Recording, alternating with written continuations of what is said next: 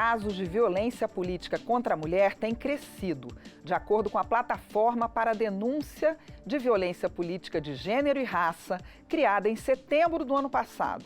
As ocorrências são encaminhadas para os órgãos responsáveis, como as ouvidorias do Ministério Público Federal, do Tribunal Superior Eleitoral e dos Ministérios Públicos Estaduais. Uma das ações da Câmara dos Deputados para combater este tipo de violência é a campanha Agosto Lilás. Por meio da campanha, a Câmara, em parceria com o Senado, comemora os 17 anos da Lei Maria da Penha e a Lei de Combate à Violência Política contra a Mulher.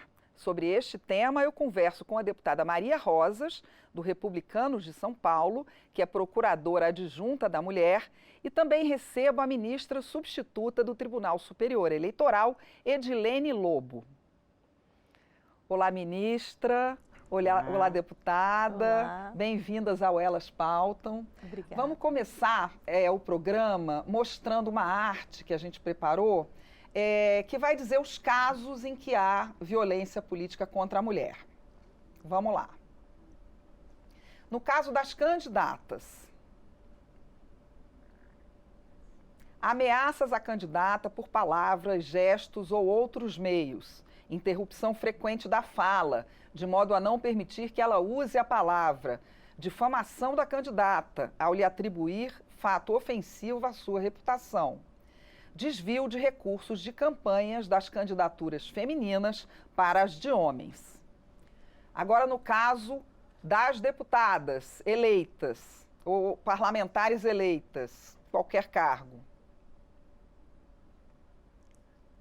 Não indicação de mulheres como titulares em comissões, líderes de partidos ou relatoras de projetos importantes. Interrupções constantes das falas, novamente, exclusão de debates e questionamentos sobre a aparência física e sobre aspectos da vida privada. Ou seja, são diversas situações. Eu queria começar com a ministra perguntando se no TSE já dá para se ter uma ideia de que houve esse crescimento da violência política contra a mulher. Bem, eu agradeço a oportunidade de nós estarmos aqui conversando sobre esse assunto. Como eu disse, quando nos encontramos aqui nos bastidores, eu cheguei ontem, foi minha posse, aliás, com muita alegria. Parabéns. Obrigada, e estou ainda me inteirando sobre números, mas pelo que me parece, esse é um fenômeno lamentavelmente crescente na sociedade brasileira. Por isso que nós precisaremos, e essa oportunidade é rara, importante, tem que ser difundida, por isso que nós precisamos falar disso, dar nome a essas coisas e principalmente buscar maneiras de combater a violência política de gênero e de raça, que é um outro elemento que traz esse assunto e o torna tão importante. Certo. Deputada, o número de mulheres no parlamento brasileiro cresceu, teve um crescimento, foi o maior crescimento nas últimas eleições, né? Com isso, em relação a todos os cargos, desde vereadora até deputada federal, passando pelos cargos do executivo, a senhora acha que com isso aumenta a violência, esse tipo de violência política contra a mulher? Mariana, primeiro, obrigada pela oportunidade. Parabéns, ministra. Obrigada. Eu acho que é um grande avanço termos uma ministra lá para olhar, para defender e ter esse olhar para as mulheres, né? Porque tem uma diferença quando você tem uma representatividade. A representatividade, o aumento do número de deputadas, faz com que o número de prefeitas e de vereadoras também aumente. Nós tivemos um número de 400%, ministra, de 2018 até 2022 de violência política de gênero contra a mulher. Nós sabemos o quanto isso é importante nós falarmos, debatermos, mostrarmos, inclusive para as parlamentares, que hoje nós temos 900 câmaras municipais que não tem sequer uma mulher para nos representar. Então, isso, para a gente estar aqui conversando, falando, debatendo sobre esse assunto, sobre esse tema, faz com que as mulheres que estão nos assistindo possam ter uma referência e saber, isso se refere à violência política, porque elas precisam entender o que é violência política, porque muitas passam e não conseguem identificar. Então, quanto mais nós divulgamos, mais nós temos denúncias. Cresce a cada dia. E é por isso que nós estamos aqui para combater esse tipo de violência. Tanto a Procuradoria da Mulher, a Secretaria, o TSE, o Ministério Público Federal, nós trabalhamos em rede. Tá certo. Ministra, a senhora acabou de tomar posse no TSE, como a senhora mesmo disse, mas tem uma carreira longa na advocacia e em diversos cargos. A senhora já sentiu, tanto em relação a si mesma como em relação a colegas, esse tipo de violência, que é uma violência da palavra, né, ou da falta de representatividade? Sim, sem dúvida. Já vivi, nós mulheres vivemos, e o maior exemplo da violência política, e a deputada lembrar disso, muitas vezes não se percebe a violência porque não se fala dela. Mas eu penso que a maior violência contra a mulher, depois do extermínio físico, e há uma escalada no Brasil nessa direção, é a exclusão da mulher dos espaços públicos, nos vários espaços. Então, sim, já sofri, nós já sofremos. É fato, por exemplo, que as mulheres negras estão em minoria em qualquer ambiente da vida pública brasileira. A senhora é a primeira mulher negra ministra do TSE. Veja você, nós estamos falando de uma justiça especializada com mais de 90 anos de existência. Então, o que eu quero destacar é que, sim, muitas vezes essa violência é silenciosa, ela opera um efeito deletério para a vida coletiva, para a democracia brasileira, e nós temos, sim, que dar nomes a uma prática antiga, nós temos que colocar situações quitais, para que meninas e mulheres, e também homens e meninos, consigam ver do que se trata, não praticar, denunciar e somar forças conosco para combater. Tá certo. Deputada, como é que foi a construção dessa lei aqui dentro da casa? Quantos anos ela levou para virar lei, o projeto levou? Olha, essa lei ela foi instituída e protocolada em 2015. E ela foi aprovada em 2021, então demorou 6 anos para que essa lei fosse realmente aprovada e sancionada. Foi uma grande vitória da bancada feminina, nós nos unimos em prol dessa aprovação, foi unânime e isso veio só... Unânime por parte das mulheres. Unânime por parte das mulheres. E na hora de votar, como é que foi isso? Olha, foi uma construção, nós chegamos a um consenso e essa aprovação, porque hoje nós podemos dizer que é crime, ministra. Hoje nós podemos dizer, olha, essa violência é crime, é tipificar, é dar o tipo de violência e dar nomes a essa violência que já existia, mas não era regulamentada. Então, a partir do momento que ela é regulamentada, a gente pode cobrar, a gente pode denunciar, ela tem maneiras de você denunciar.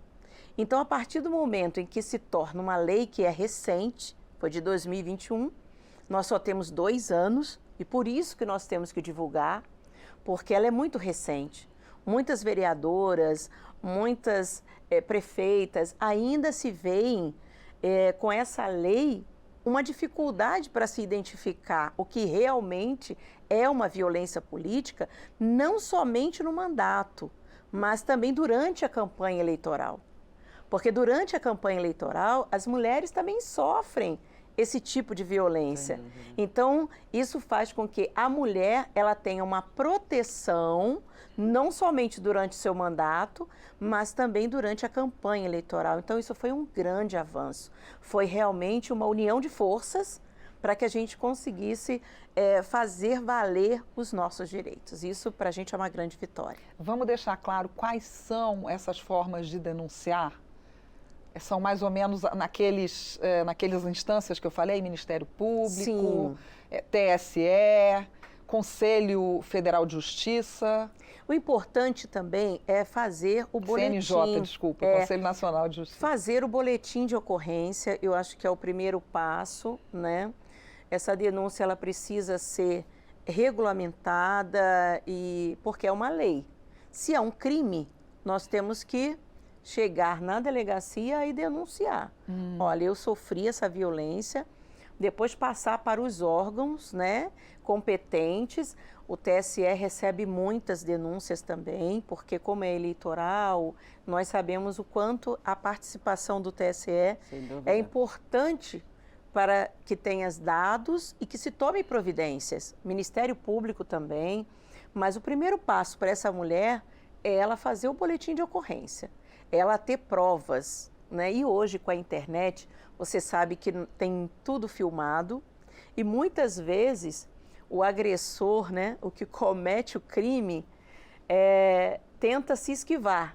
Mas como tem vídeos, como tem gravações, então hoje a mulher tem mais oportunidade de provar que sofreu a violência política. Ministra, sim, existem vários casos em que o crime é eleitoral, né? Mas o ministro Flávio Dino, o ministro da Justiça, disse que vai tratar os casos de violência política contra a mulher como crimes federais também. Ele recebeu senadoras e deputadas que apontaram um aumento desse tipo de violência e encaminhou os pedidos à Polícia Federal. E pediu a inclusão em um crime de Código Penal, que trata dos crimes contra o funcionamento das instituições democráticas. O que a senhora acha da inclusão desse tipo de crime também como esse crime do Código Penal? Penso que a proposta é muito importante, interessante. Nós precisamos compreender que o ambiente democrático, sem a participação das mulheres, um ambiente que se pretenda coletivo sem a participação das mulheres é falso. Então, quando nós observamos as práticas aqui a que fizemos referências, uma delas sistemática, interromper as mulheres quando elas falam. Sim. A outra, no ambiente, por exemplo, do legislativo, mandar a mulher calar a boca ou dizer para ela voltar para o tanque, para a cozinha, para cuidar das crianças. Então, às vezes, práticas naturalizadas que nós nem percebemos. De tão perversamente comum a exclusão, muitas vezes nós não percebemos. Então, quando eu observo que há a ideia de afirmar para essa sociedade que excluir a mulher do ambiente democrático é um crime federal, ou seja, o crime que está no nível mais alto de investigação e apuração, é uma boa iniciativa e dá um sinal importante para as pessoas que acham que vão passar incólume e que esse cenário de naturalização vai se manter. Agora, eu penso também num outro elemento importante. Então, eu vejo essa iniciativa como muito interessante. É importante, inclusive, que se estabeleçam prazos para as instituições investigarem, apurarem e denunciarem, por exemplo, por meio das ações penais, esse tipo de crime. E, na outra ponta, é fundamental nós pensarmos num modelo educativo de meninos, de homens, de meninas, de mulheres. Eu digo sempre aqui como professora também que talvez o remédio mais duradouro e barato para a manutenção da paz duradoura é a educação. Então, investir no letramento de gênero, investir no letramento de raça, demonstrar para as pessoas que aquelas práticas são irregulares, são ilícitas e mostrar que é perfeitamente possível que nós convivamos nesse ambiente, todas e todos juntos. Eu insisto, é uma expressão que eu uso, eu faço essa reflexão todo dia e eu a repito. O mundo da vida boa, o banquete da vida boa, tem que ser compartilhado por todos e todas. A senhora não acha que as novas gerações, elas já estão aprendendo um pouco isso? Claro. A não serem tão machistas? Me parece que sim. Olha, é cafona ser machista. Não é só ilegal, é cafona ser racista. Que coisa mais fora de moda, né? Então, é importante que nós façamos também esse diálogo. Porque, veja, a punição por si só, ela tem um papel, a pena tem um papel. O sistema penal tem um sentido, mas investir no autorreconhecimento, investir nessa compreensão de que nós precisamos desconstruir esses seres que naturalizaram a violência contra a mulher, contra as pessoas negras, investir nisso é muito legal, muito importante. E é isso, Nós estamos diante de uma geração nova em todos os sentidos. E o mundo digital, embora por um lado perverso contribua para o anonimato dos agressores, mas ele também permite um diálogo privilegiado com esse coletivo, com a juventude, com os nativos digitais. Então eu te digo que eu sou entusiasmada da ideia e creio muito nessa força da educação, tanto das gerações presentes, porque nós precisamos de respostas agora, mas também com olhar para o futuro. Então vejo que todas essas frentes são muito importantes e elas hão de render frutos. Pois é, deputada, porque a senhora acha que as gerações já mais antigas que estão no CNJ, no Ministério Público, no TSE, estão preparadas para receber essas denúncias e analisar de uma forma não machista, de uma forma em que se perceba? As duas mesmo já falaram que às vezes a gente não percebe. Todo mundo vai perceber, os julgadores vão perceber esse tipo de crime, que é um crime que não é uma violência física? Percebe porque são pessoas experientes, são pessoas que já passaram por várias situações, né? E também há muita divulgação na internet. E eu acho muito importante quando a ministra fala a respeito da educação, porque eu sendo professora, eu também concordo, ministra. Eu acho que o caminho para o desenvolvimento, tanto pessoal quanto de um país, é por meio da educação. Se você começa a educar a criança desde cedo a respeitar, a valorizar, a ter valores, a ter princípios, você consegue ter uma geração lá na frente, o futuro muito promissor, muito melhor. Ah, mas por que isso está acontecendo agora? Nós precisamos ter esse olhar mais atento para as nossas crianças. As nossas crianças, a primeira infância, em todos os sentidos, precisa realmente ter um cuidado e começar a educar. Eu sou mãe, né? Eu tenho um filho de 31 anos, já está casado e ele trata muito bem a sua esposa e ela falou: você, sogra, ensinou o seu filho muito bem, porque ele está sempre pronto para ajudar. Então, eu acho que é isso, é dentro da família, é dentro da escola, a educação começa a fazer diferença quando você passa esses princípios, esses valores, principalmente de respeito. Eu acho que você pode ter diferenças de ideias, você pode conversar com todos a partir do respeito. Aí, quando você respeita, quando você corta a fala de uma mulher, você não está respeitando. Você não está dando a ela o direito dela colocar aquilo que ela realmente acredita. Então, se a pessoa respeita, ela consegue conviver com todos. Então, isso é o principal, né? É fazer com que todas as pessoas que participam desse processo democrático, que é estar numa Câmara Municipal, uma Assembleia Legislativa e aqui na Câmara dos Deputados, nós temos que ter respeito uns para com os outros. Seja a mulher, seja o homem, nós temos que estar juntos e unidos e não aceitar mais esse tipo de violência que não cabe mais, principalmente agora, né, que é lei. É um crime. Eu gosto de bater nessa tecla porque, a partir do momento em que nós temos consciência que tivemos que chegar a esse ponto de fazer uma lei que seja crime, então é importante que se respeite. Certo. Ministra, outro exemplo do crime seria transferir recursos de campanha de uma mulher para um homem, para a campanha de um homem durante as eleições. Isso houve, então, a primeira eleição depois da lei editada. Isso aconteceu muito nas últimas eleições? A senhora teve informações? Bom, nas últimas eleições eu atuava como advogada, orientando candidaturas, enfim. E o processo eleitoral, principalmente a prestação de contas de candidaturas, ele ainda se encontra sob apreciação do Judiciário Eleitoral, da Justiça Eleitoral. Mas eu não tenho números, eu não tenho dados. Mas tenho notícias de que algumas iniciativas foram coibidas, inclusive porque a Justiça Eleitoral insistentemente repetiu em campanhas variadas que divulgou nesse aspecto. Olha, o dinheiro destinado à campanha das mulheres não pode ser desviado para a campanha dos homens. Mas eu queria explicitar um ponto importante, que diz respeito à autonomia da mulher na sua campanha. Não significa crime de desviar recurso da campanha da mulher para um homem, se essa mulher conscientemente, buscando ampliar o seu espaço de construção do seu capital político, utilize eventual parceiro na propaganda, por exemplo.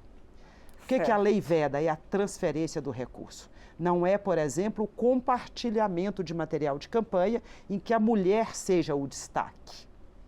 Então, com esse cenário, é muito importante compreender que o desvio esse deliberado de tirar o dinheiro da conta bancária específica da campanha da mulher e transferir para a campanha de um homem, com o propósito de ele exclusivamente ser o beneficiário, é que é a conduta ilícita.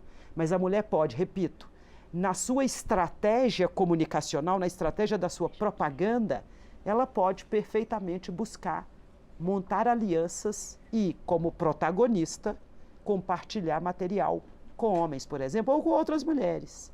Então, acho muito importante limitar, fiscalizar e punir quando a hipótese suceder de desvio formal, frontal do recurso. Tá certo. Obrigada pela entrevista, muito obrigada, ministra, Imagina, deputada. Obrigada. Até a próxima. Eu conversei sobre violência política contra as mulheres com a ministra Edilene Lobo, do Tribunal Superior Eleitoral, o TSE, e com a deputada Maria Rosas, do Republicanos de São Paulo. Se você quiser rever ou compartilhar esta entrevista, basta acessar a página da Câmara dos Deputados na internet ou procurar pelo nosso canal no YouTube. Siga também as nossas redes sociais. Eu sou Mariana Monteiro e até a próxima.